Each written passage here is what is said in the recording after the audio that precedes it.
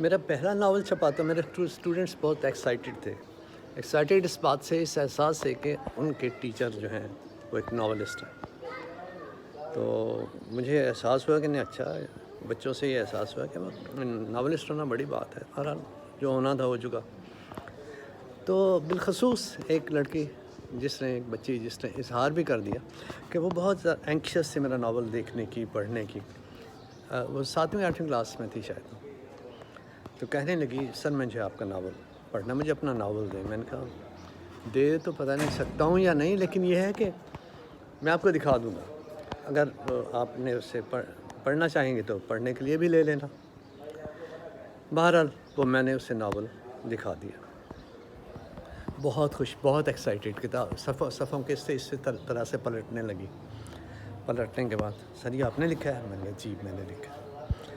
سر یہ سارا آپ نے لکھا ہے؟ ایسے سارا دیکھ کے اس نے پلٹ کے. میں نے کہا جی سر میں نے لکھا ہے. تو میں پڑھوں گی سر، پڑھ سکتی ہوں سر، مجھے بہت پسند ہے پڑھنا، اور پھر آپ کا ناول ہے تو ضرور پڑھوں گی، بڑا مزہ آئے گا مجھے. میں نے کہا اچھا.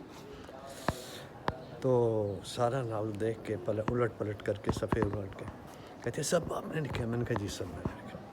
کہتی ہیں بہت خوبصورت رائٹنگ ہے، بہت خوبصورت. وہ رائٹنگ کے چکر میں پڑ گئی، شاید یہ لکھا سارا میں نے ہے تو رائٹنگ کا چکر ہے. تو بہرحال میں نے کہا اچھا ہاں میں نے سارا لکھا ہے. تو بہرحال بہت خوش ہوئی کہ میں نے اسے یہ بھی کہہ دیا کہ پڑھنے کے لیے رکھ لو.